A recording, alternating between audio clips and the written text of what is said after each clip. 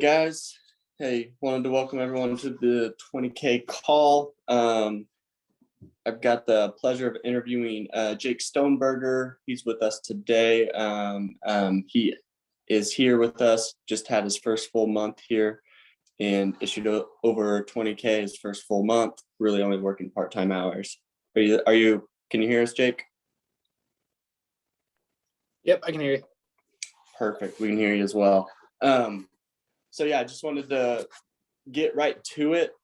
Jake here, he is one of the hardest workers I know. He just came in and just went full force and busting his tail and trying to go out there and write 20K right off the bat. Jake, if you first would just kind of introduce yourself to everybody that doesn't know who you are, kind of give a little bit of background, where you came from, how you found Family First Life and all that good stuff. Yeah, so hi everybody. Again, my name's Jacob. I go by Jake. I ended up in Wichita to wrestle. I wrestled with Colton, went to school there for a while and graduated with a biology degree this year. I was headed to medical school, but now I plan on working with Family First Life. I started off here about 6 weeks ago and I really like it. It's a great business. Everybody here is super friendly and follow the system works great. Awesome. So how long were you kind of watching what I was doing before you kind of reached out? So I saw, I'm not on social media a whole lot. So like a long time ago, I saw like one post. I was like, dang, Colton's doing good. Good for him. Absolutely good. And like not about probably 3 months ago or so, I saw something. That was probably the second time I seen it. I was like, dang, he's still doing good. What's up with that? What's going on? So I believe I reached out, said, how's it going? What are you doing? And then a couple months later, here I am. Right. Yeah. Haven't really looked back since, have you? Not at all. Only forward. Right. That's what kind of. So you really just made a splash your first week here. Kind of go over what you did your first week and issue paid volume and what that week looked like in terms of how much you spent on leads and what you issued and what work you put in to get to that amount. Okay, so first week, I didn't even really know what I was getting into, right? I was just told, buy leads, call, sit down, sell the appointment. So I didn't know what I was expected to get. I had no clue. I just knew I wanted to work hard because I like working hard. So I have heard lots of people, all the greats in the business say $2,000 a week is plenty to go issue $10,000, $15,000. So I was like, if $2,000 is plenty and I want to be the best, I'm buying $2,500. So I went and bought $2,500 with the leads. And then I called sun up to sundown. When I wasn't running appointments, I was calling. My life consisted of nothing but FFL for a full week. And it was fun. And I was running appointments. I probably ran 30 to 35 appointments in my first week. And I issued like $11,600. Nice. That's awesome. So you said you're dialing to sun up and sun down. So you didn't dial just Mondays and Thursdays. No, days, did you? No. So on Mondays, my dial day started at 7:30 and it ended at about 8:30 p.m. So of course I would take breaks in between. I would eat lunch. I'd make sure my sanity was there, but I was getting a full work day in. And then come Tuesday, if I was running appointments and I had a no-show or I just had a gap where I wasn't able to fill it, I would be calling. And I purposely, like you instructed me to do, purposely left my first run day open, like first morning of the first run day open, so I could supplement dial, and it helped a lot. Yeah. So by doing that, how many extra appointments did you get for the week, do you think, off of just structuring it that way? Well, at least on the first day, I remember it was like 4 or 5. And consistently, I've done that every single week since I started, and every time it helps. Every time I fill up my schedule just from that couple extra 4 or 5 hours in the morning, getting myself rocking. Yeah, I think that's really helped everybody kind of in our group is designating that next day morning, 7:30 till your first appointment to dial. Because that the Mondays and Thursdays are designated dial days here, but that's reserved for the people that can get fully booked up the next 2 days. And I think that's what you did really, really well from the beginning here, is that if you didn't get your appointments booked up, then you were dialing in between appointment the next morning, in between appointments, door knocking, all that good stuff. And I definitely want to get into your door knocking too, but kind of before we do get there, so you kind of did your first week here, you did 10K. What did your first full-time month here, because that was last month, what'd you issue total? Do you know? I don't know exactly. I know it was over 20K. I know that for sure. I don't know exactly what it was, but I do know it was over 20K. And I do know that I was averaging 5K a week, only working 3 days a week. Because, right. So I just graduated and I had all these plans with family. I wanted to spend time with family, which is great. I had plenty of time to do because you set your own schedule, So I would dial Monday and a little bit Tuesday morning, and I'd run Tuesday afternoon and Wednesday, and I was writing 5K a week. Yeah, that's crazy. So you issued 20K, basically working part-time. Right. And really, really part-time. But so what do you think you would have done if you were full-time here, working weekends? If I would have put in the effort I did in my first week, I can confidently say I would have hit 40 easy. It's just, it's like a simple statistics. If you put in the work, you're going to make the money. I did 10K from working hard. I could have kept working hard, done 40K. Right. That's crazy. I'm super excited what July is gonna hold for you, because you're completely full-time now, working weekends. So that's gonna be huge, because that's where, I mean, over 70% of my volume comes from working weekends. Every top producer is working weekends. So I'm pretty excited to kind of see what that holds for you. So what's going to be a typical full-time week, and for you going forward? What's that going to look like in terms of how much you're spending on leads, how many appointments you're running, and what's that look like? So leads, I'll go from start to finish. So every Sunday night, Monday, early morning, I'm going to buy at least $2,000 of leads. If I want to write 10K a week, there's no point of buying any less, right? And buying leads is just a great investment. You really don't lose money unless you don't work them. So every Monday morning or Sunday night, I'm going to have at least $2,000 worth of leads. Now, depending on leads, that obviously varies on how many I'm going to have. Now, so I'm going to start with that. And then Monday, I'm going to dial from 7:30 a.m. until I have as full of a schedule as I want. Yesterday, I was fortunate enough to have a full schedule by noon.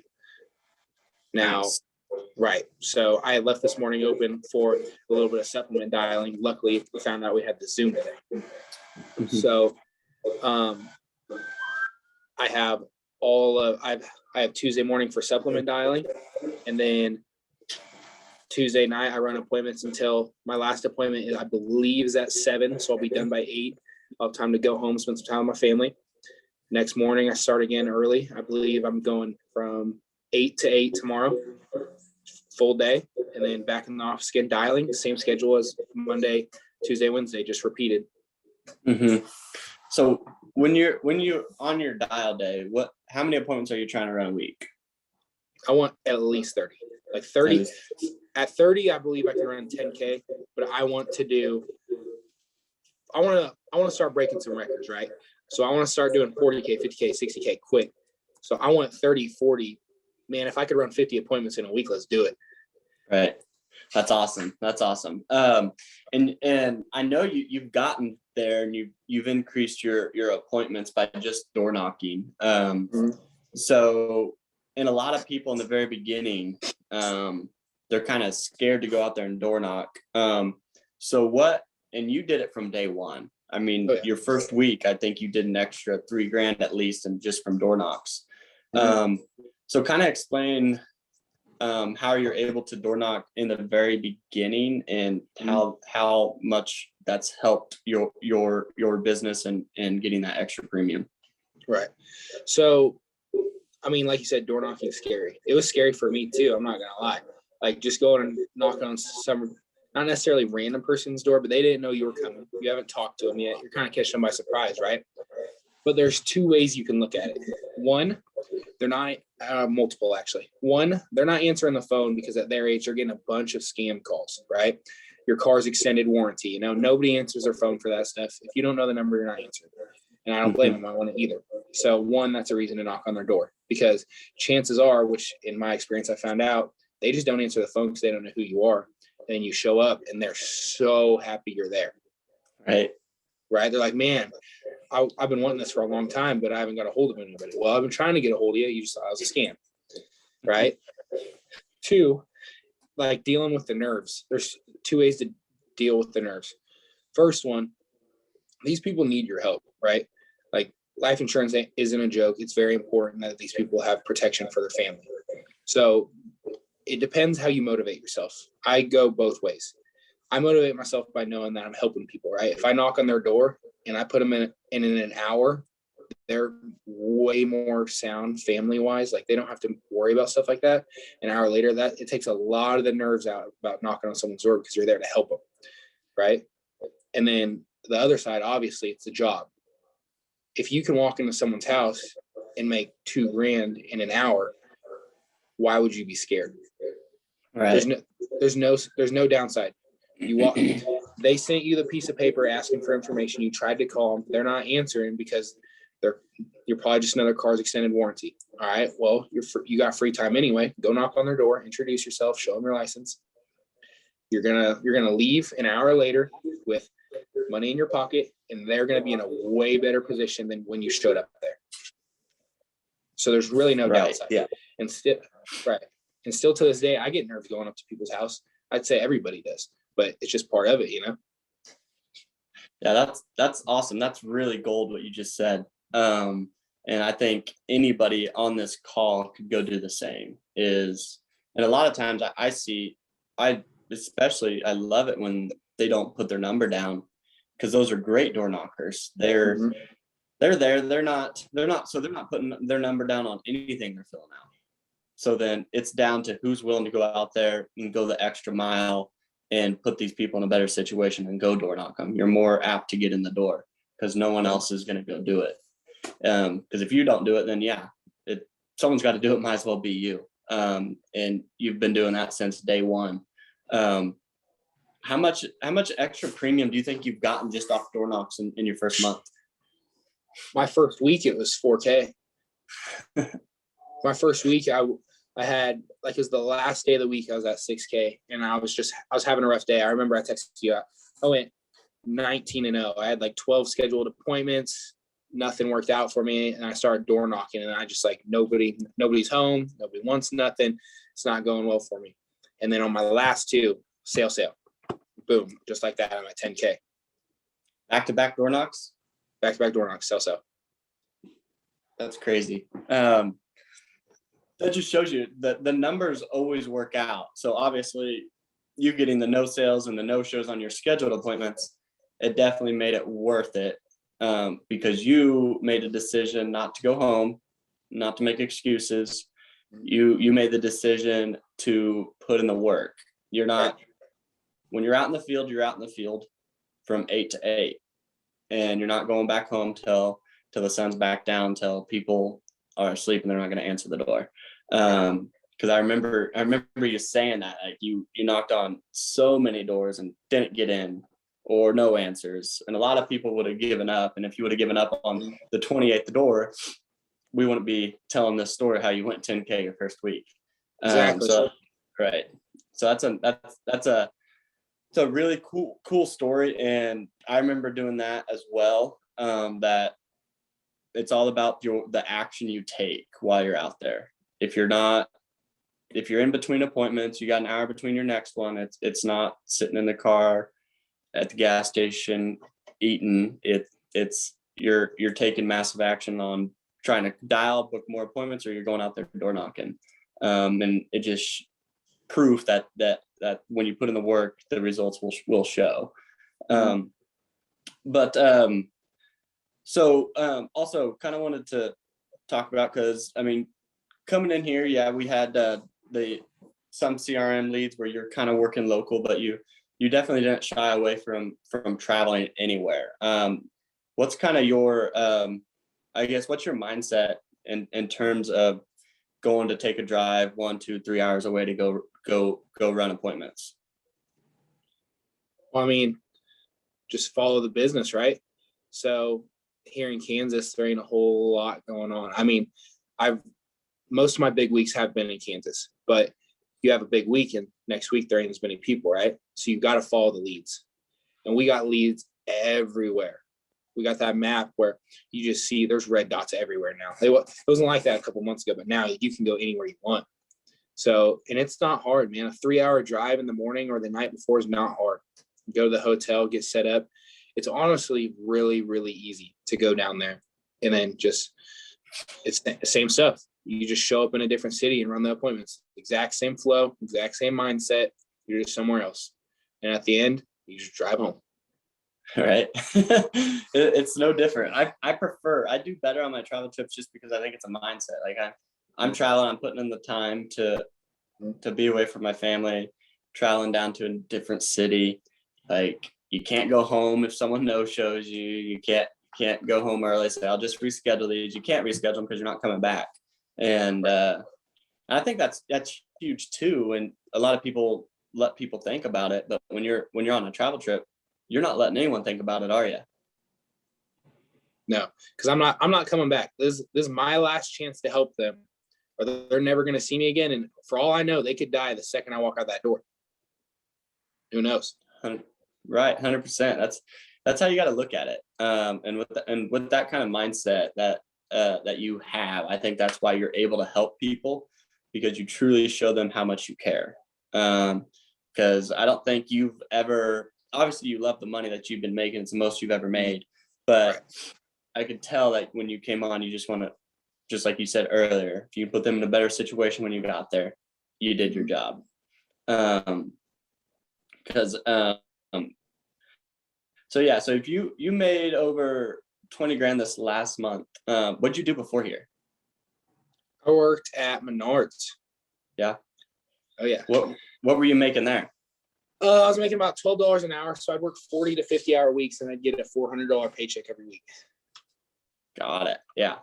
So my worst day here, my absolute worst day, if I sit with someone who is terminally ill, they're 100% like in a very, very bad health situation, and I can only sell one of those appointments in one day, I'll make more money in one day than I would all week there. That's crazy. So it's like you could be, even if you were at your very worst the whole entire month, you're still gonna make more than where you were at previously. Yep, just from working just as hard. Yeah, and you were on your feet constantly doing hard labor work. Over here, a lot easier, huh? Yeah, I'm chilling on my desk chair in the AC right now. It's nice. Right. So obviously you've gotten all the appointments because of the phones. And so you said you're dialing to do whatever it takes to book up your next 2 days, and you want at least 30 appointments. So on a Monday dial day, how many dials are you looking at on average do you need to make to book those appointments, would you say? So on average, man, it's tough because some days I'll make 200 calls and have a full schedule, and some days I'll have 800 and not. So it's tough to gauge that. Maybe like on average, like 600 calls. 600 calls isn't bad when you have the app that we have, you know. It's easy, just no answer, click, talk, schedule the appointment, click, on to the next one. It's game changer. The stuff that we got set up here just makes life so easy. Right. Yeah. So you using phone burner makes it possible to make those 600-800 dials if you need to. Yep. What's the most you've dialed in a day? It was, I want to say like 900 some. I was at Really? 800, completely exhausted, did not have a full schedule. I went home, I was cooking dinner, calling people, and they were like, I'm eating dinner right now. I was like, yeah, me too, man, but we all got to work, scheduled some appointments over dinner. It was good. That's awesome. That's awesome. Yeah. So all it really boils down to is you just have to put in the work on the phones. Right. And I would also say mindset. Since I started, I've seen people like, they'll dial a few dials and then be like, man, this is hard. It's not hard. Imagine working outside all day, 100-degree heat. You're sitting in a chair calling people on the phone. It's the easiest thing you'll do in your whole life. Right, exactly. It's just mentally taxing because some people will say no, some people will be mean, but they asked for the information. So you're just trying to help them out. Just keep your positive mindset. You're a good person trying to help people out, Right. Yeah. Because and you even mentioned that to me yesterday on your when you're dialing yesterday that because you said you got booked up at noon. That probably wouldn't have happened. That definitely didn't happen your first dial day. And so you're just a month in and you're getting a lot better on the phones. And so let's actually run through your kind of, what's your phone script sound like? So it definitely, it's about the same every time. It's about the same, regardless of what lead I have, it's pretty well the same. I took a little bit from you. I took a little bit from Brandon Kitchens. I watched a little bit online. It's like I just mixed it from everybody, and everybody's going to be different, right? So mine starts like this. Do you want to like role play? Like you'll answer and stuff, or just go through it? Yeah, let's okay. Role play. So, all right. So I'll ring, you'll answer. Ring, and then ring. I'll be like, you'll say hello, and then I'll be like, hello. Hi, Colton. Yeah. Hi, Colton. This is Jacob. How are you doing today? I'm doing okay. Who's this? All right, that's good. Like I said, again, I'll reintroduce myself. My name is Jacob. The reason I'm calling you today is just a few days ago, you filled out a form online requesting some information about life insurance protection. I am the licensed agent that's been assigned to get you that information. I'm calling to reach out. I kind of lost my train of thought there. Normally, I don't get lost up like that on the spot. All right, so I'd be like, I've been assigned to get you that information. And then I'd go right into, are you currently working or retired? So are you currently working or retired? Working. Working, perfect. All right. What time do you typically get off work? 4 or 5. 4 or 5. All right. Well, just to be safe for you there, say if I wrote you down for about 5:30 tomorrow evening, is there any reason you want to be home? I should be. All right. So you should be home. All right. Sounds good. And just to verify before I let you off the phone, I got you at this address. Is that correct? Yeah. All right, awesome. So I got you at this address. Just so you know, I'm going to be pulling up in a silver car. I say this every time. I'm going to be pulling up in a silver car. It's a little crunched up because my aunt decided to back into me a little while ago. So once you see a big guy rolling out of a small car that looks a little beat up, that's going to be me. Just so you know who I am. Set the appointment so they remember you. And then they'll laugh. I'll be like, they'll say, all right, sounds good. I'm like, hey, can you grab me a pen and piece of paper? Yep. And then I'll be like, all right, so I need you to write a couple things down for me. I want you to write down my name. Okay. Let me know when you got it written down. You got it written down? You haven't told me your name again. I forgot. Sorry. Yeah, that's fine. Again, my name is Jacob Stoneberger. Stoneberger, just like it sounds. Okay. And our appointment is tomorrow at 5:30 p.m. Okay. Got that written down? Mm-hmm. Okay. Perfect. And like I said, I'm going to be rolling up in a silver car tomorrow at 5:30 p.m. I look forward to helping you and your family. All right. Sounds good. All right. Have a good day. Thanks. Yeah. So nothing crazy. Obviously, I think you've added that to the back end of your script has really helped with your tie downs and your no-shows. Adding that on there. But and so yesterday you've gotten a lot better at overcoming objections, and I think that's why you're getting a lot more appointments and less dials. And so first off, because so there's some people on this call that they're not as comfortable with overcoming objections. And So how much time has that saved you in being able to overcome those objections on your dial day? I mean, if you think about it, 6 weeks ago, I was running a 12-hour dial day. Yesterday, I ran a 4-hour dial day. Right. Yeah, that's crazy. So that could be a bunch more time with the family, working on your business, et cetera, et cetera. Yeah. So that's awesome. So what are the main objections that you're getting on the phone right now? Doesn't really matter. Yeah. I mean, it's the same ones everybody else will see. Not interested. I've already got it taken care of. I have someone else looking at that for me. All those things, same stuff. Anything you could think of. Right. Yeah. And I think you've got a really good comeback with the already got it taken care of. So what do you say when someone tells you that? Oh yeah. So they say I already got it taken care of. I say perfect. Did you get it taken care of in person or over the phone? Just to keep them interested. Yeah, in person. All right, perfect. So in person, that sounds good. And then I ask them what carrier. So they'll tell me what carrier. I'm like, all right, perfect. That's great that you do have something in place. And I'm going to tell you right now, I am an independent broker. So I work with over 20 different A-rated, state-regulated carriers. And 9 times out of 10, I'm able to put families in better positions than what they're in right now.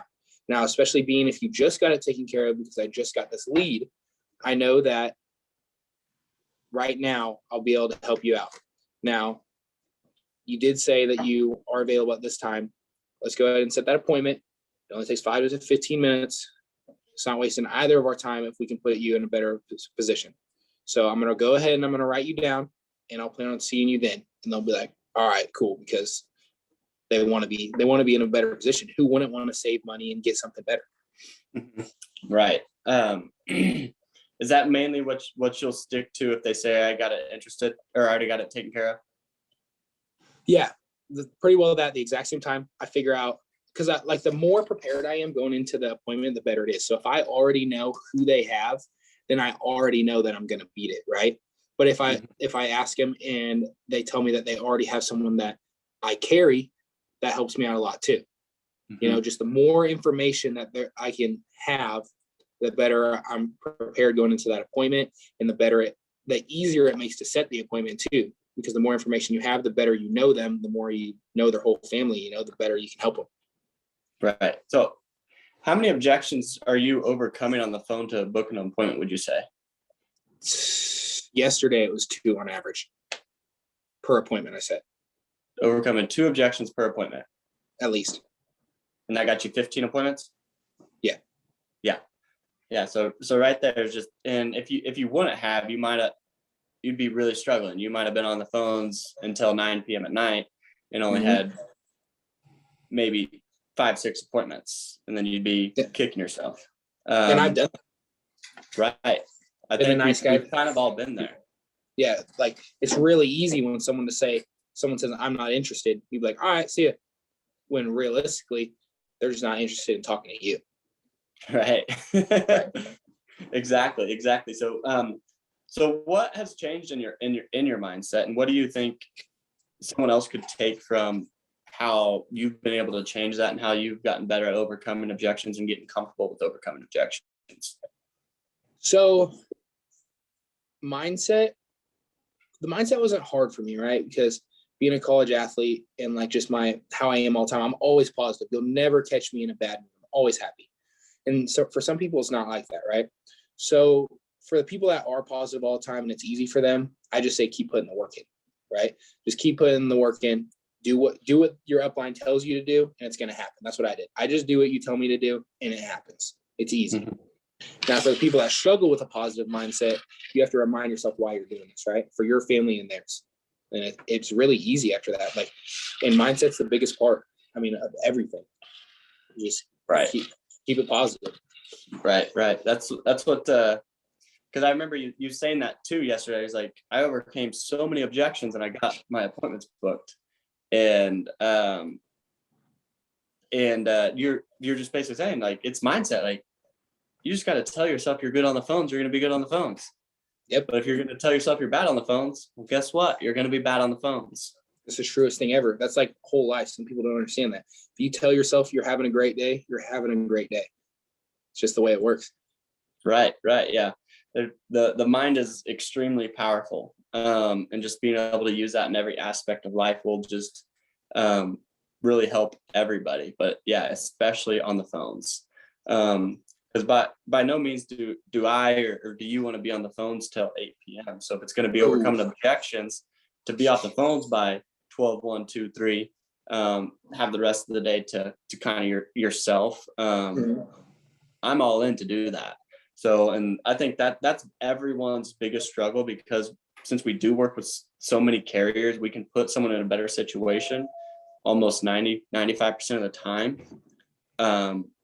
That it's just getting in the door. And I think you've gotten really, really good at that, because that's more than half the battle. You just have to get your foot in the door, whether they got it taken care of, not interested, working with somebody else.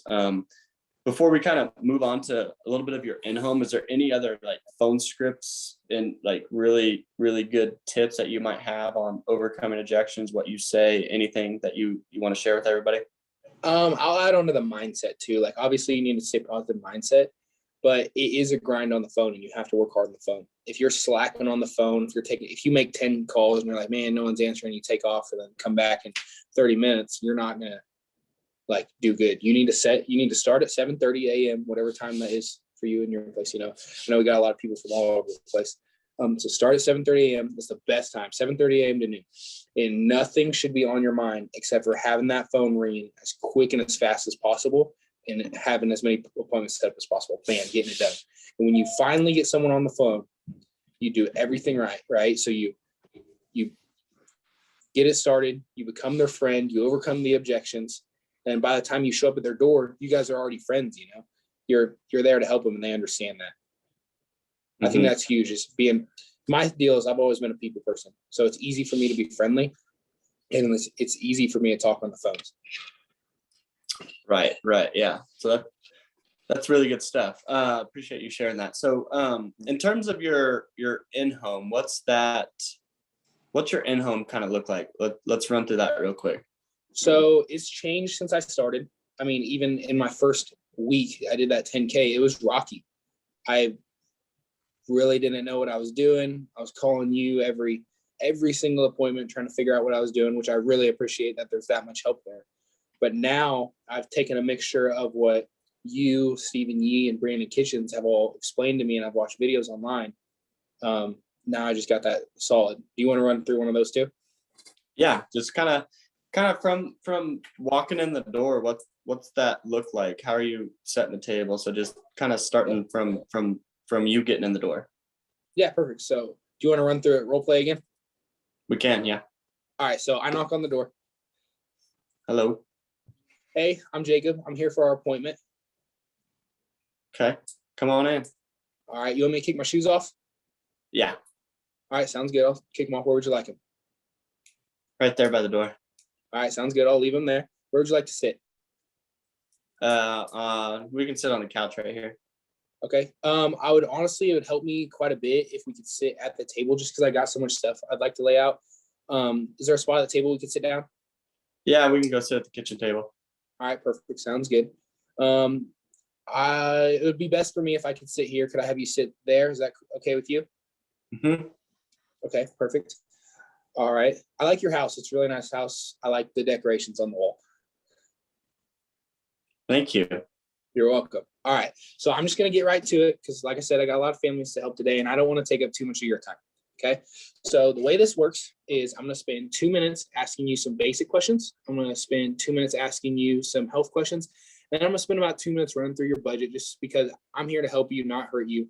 I don't even want to show you numbers that you're not going to be comfortable with. Sound good? Yes, it does. Okay.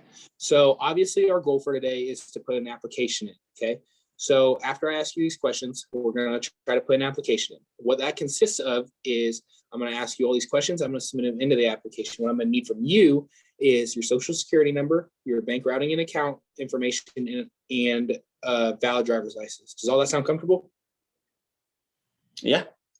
All right, perfect. Since that sounds comfortable, I'll go ahead and I'll start asking you these questions, and then I just run right through the inventory sheet.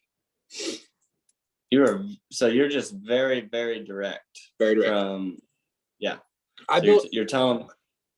I build rapport for about like 2 or 3 minutes, like just being friends, but then like it gets to a point, there's a lull in the conversation. They know why you're there, you know why you're there. And then so I'm just honest. I'm like, let's get right to it. Got it. Awesome. So you don't waste any time. You get right to it. Because you're right there. You're just getting all the objections out of the way in the very beginning. Yep. Did you do that from the very, very beginning, or when did you switch? I switched that. I don't know how long ago it was, but it was Brandon Kitchens. He had something on Facebook I saw, and I saw him say that, and he was like, it's serious. Like if you get there and you run through that initial and they're not comfortable with that, then you show them the paper and you circle decline for them and have them sign that they don't want to put an application in, because that's what's necessary for them to be insured. And it saves you time. Now, if I have the time and they say, no, I'm not okay with that, then maybe I'll ease up a little bit and then I'll work back into it and then make the sale or not make the sale if I have the time. But if I'm double booked, which we like to be, because a lot of people just aren't ready for it, then I just run through that. They say they aren't comfortable. I'm like, all right, that's fine. I understand. I'll go ahead and get on to my next person. Got it. Yeah. So you're not wasting your time trying to sell someone on something that you're going to get all the way through, and then they're not going to give you their bank information. Right. To me, time is more valuable than money. So let's just keep it rocking, Right. Right. Yeah. That's really, really good. So you run through, you obviously run through the financial inventory. You're running through how deep do you get in the budget? How do you do that? And when do you ask about the budget? So it depends. I ask about the budget before I start the application, obviously. So I do the first basic questions, medical questions, and then I ask the budget. So I just do it. I start real simple. I say, at the end of the month, how much do you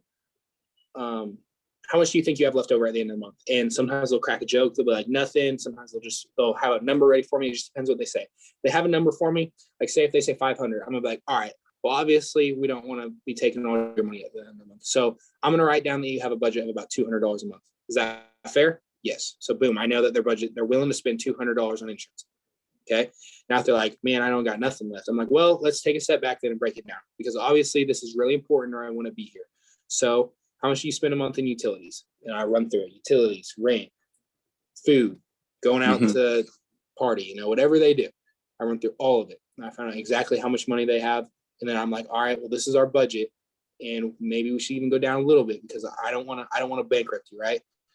Who knows if you have a tire blowout? You should have extra money in the bank. So I find their budget and I work with it. Got it. Okay.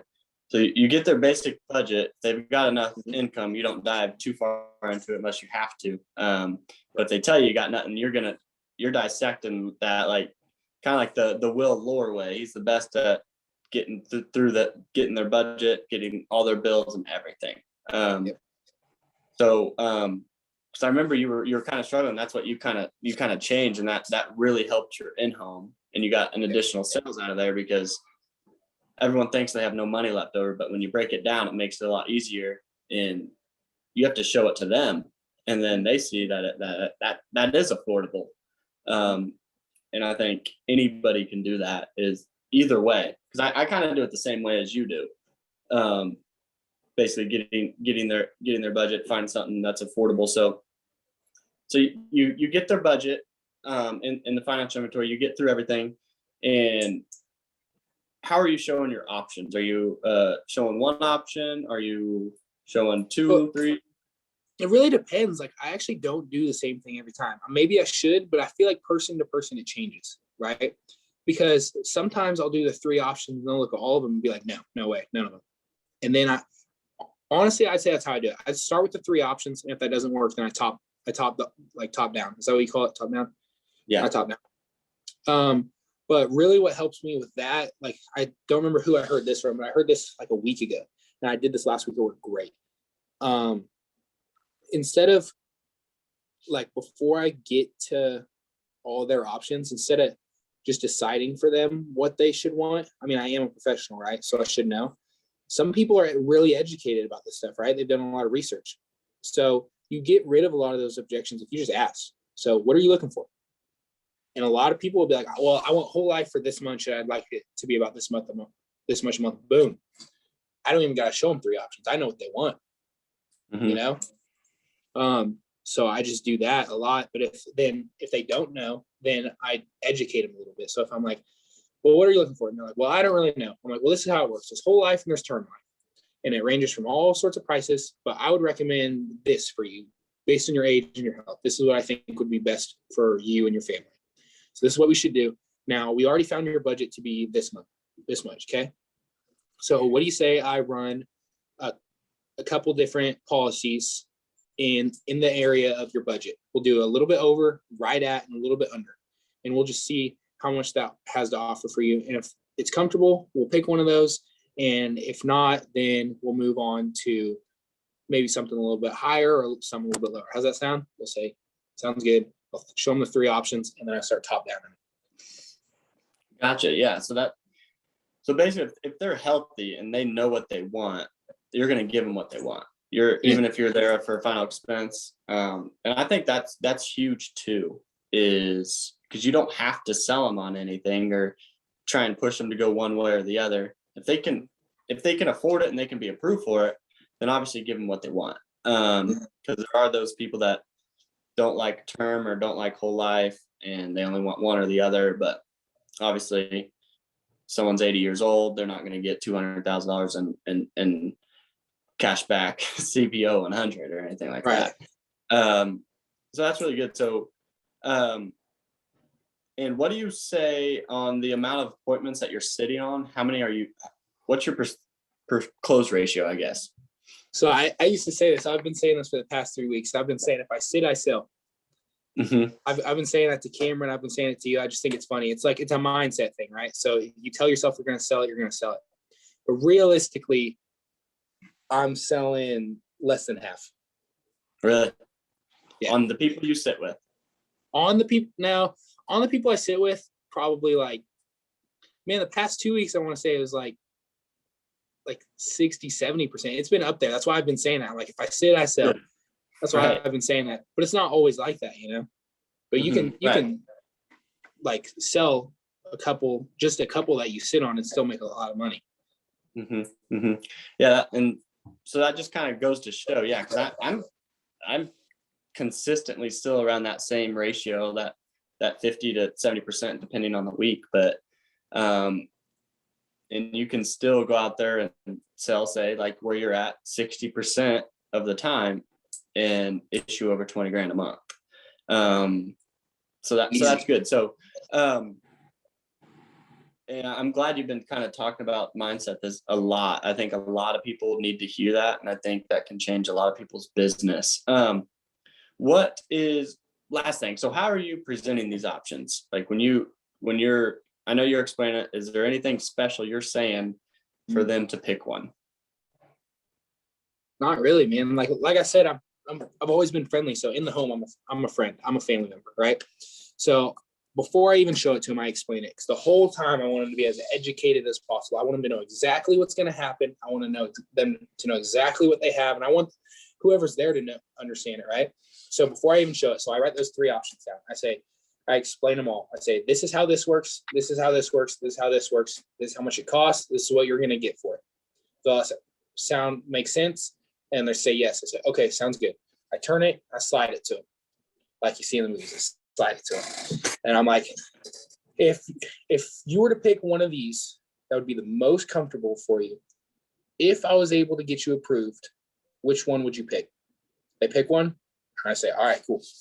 Slide around, start an application.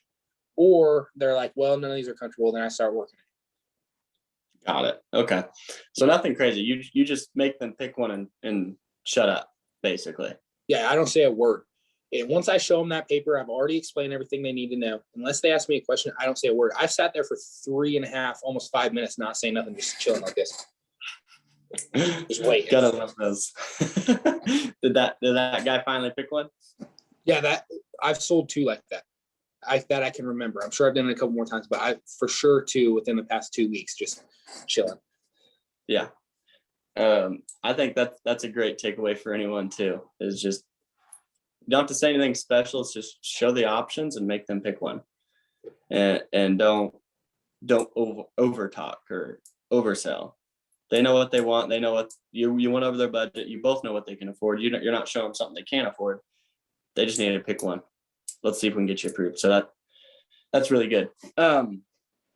So kind of before we close out of here, any other kind of words of advice that you'd give anyone, a brand new agent starting out here?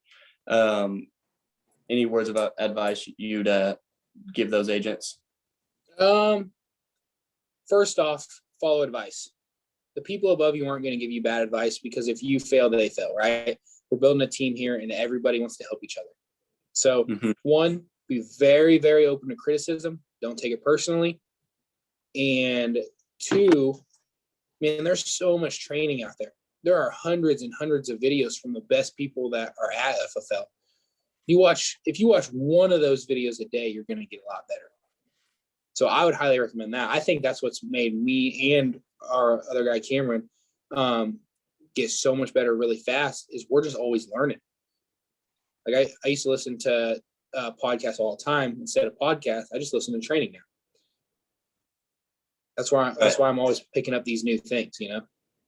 That's awesome. Yeah, that's really good stuff. So guys, we're going to open it up real quick to a Q&A kind of to close out. So anybody that has a question, put it in the chat group, the Q&A, and we can start asking Jake some questions before we get out of here.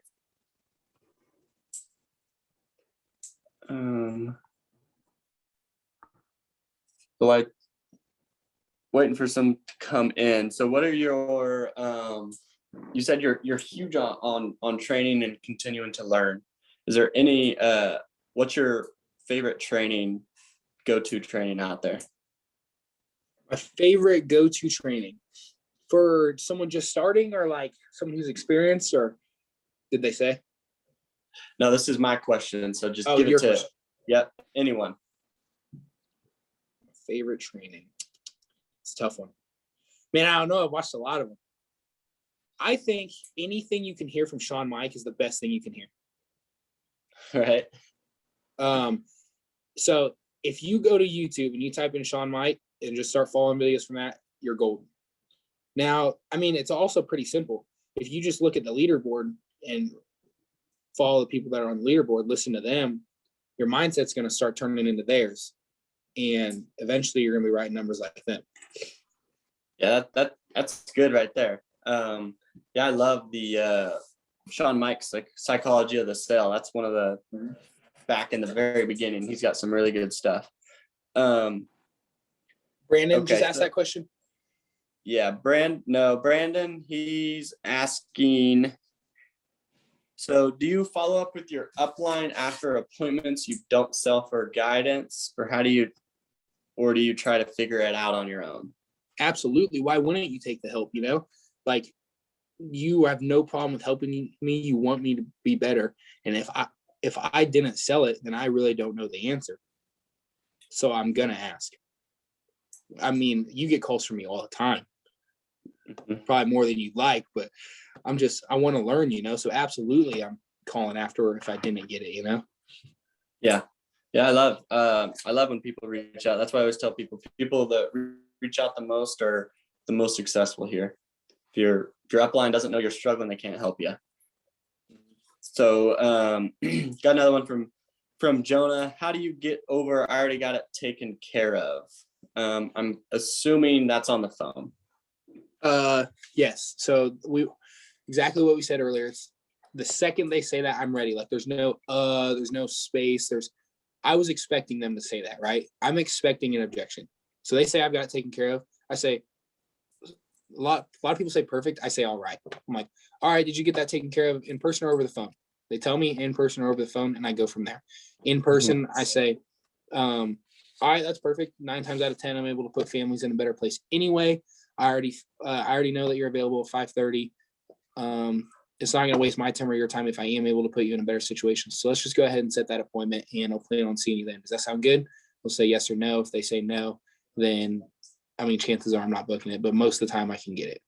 Mhm. If they say it was over the phone, this is what I say. I say, well, that sets off a red flag right there. You've never even seen the person that is in charge of your life, right? So what do you say I come out, I'll introduce myself, I'll meet you, and I'll show you some real options, something that's probably going to save you some money anyway, and book the appointment.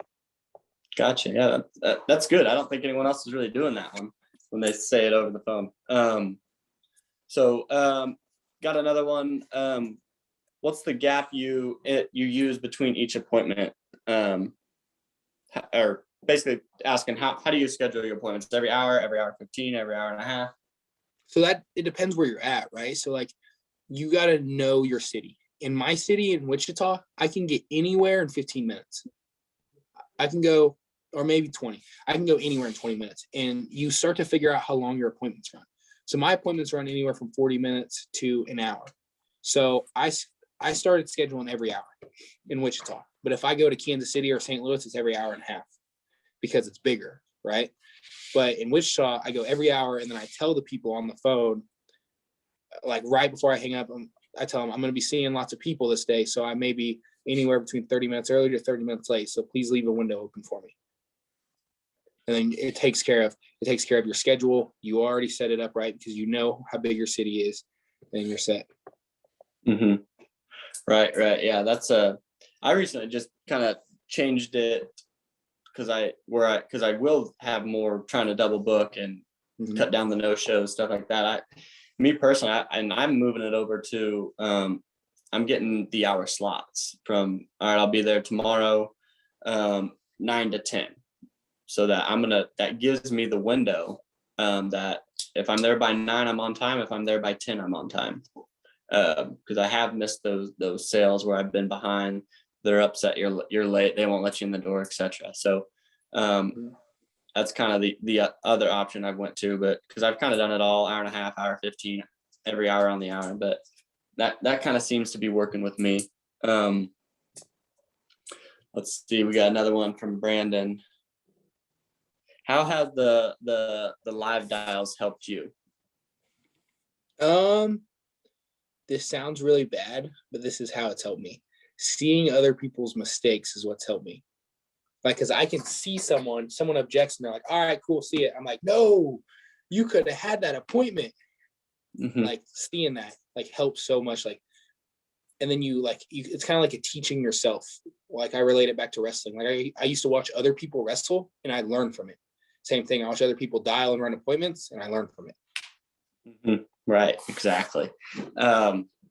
That's really good. That is really good that because they say when you teach something, you're learning it yourself and you're actually teaching yourself to do it too. So that's a really good answer. But yeah, I think the live dials has kind of helped everyone here in terms of, especially if you're on the live dials yourself, the camera's on you, you're gonna overcome more objections than you would when the camera's not on you. Right. And you can see those people that are doing it and they're overcoming objections. You can see no one's better than you here. You just have to dial. And I think that's going to continue to help our group and everyone on this call that decides to get on there. But for anyone that doesn't know about it, it's every Mondays and Thursdays. Any last questions before we wrap up, guys?